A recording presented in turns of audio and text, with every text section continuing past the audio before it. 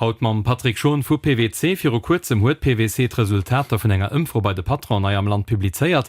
Dobei as rauskom, dat iwwer 50% vun de Patron dës Jahr planen Neidpersonal anzustellen, dem nur schenkt Vertrauen an Zukunft zu bestohlen. Ja, PwC huet die Impfro bei Patron international gemäm, aber auch spezifisch für Lützeburg. Dobei schenkt et effektiv, dat Patron ha am Land und e Wurstum glewen. 51% vun der Lützeburger Patronen glewen un e Wurstum vun ihre Betriebe an den nächsten 12 Mainint. Geht nëmme 35% globale Niveau. Patronen glewen awer und d'Ökonomie vum Land. So rechnen 53% vun de gefrote Patronen und e Wurstum vun der Lützeburger Ökonomie.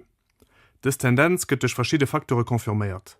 Das zum engen de konfirmierten AAA-Rating, aber auch divers Prävisionen rechnen mat engem Wurstum vum Bruttoinlandsprodukt vu 4% für 2017 an dat par rapport zu 1,8 für ganz Europa.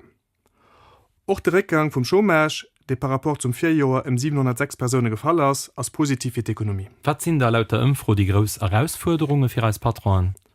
Auch von Patron und die Ökonomie vom Land leben, so gut für verschiedene kritische Punkte angesperrt.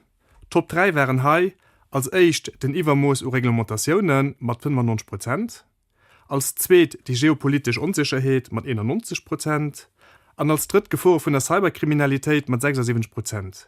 Als große Herausforderung für Zukunft wird den technologischen Fortschritt genannt.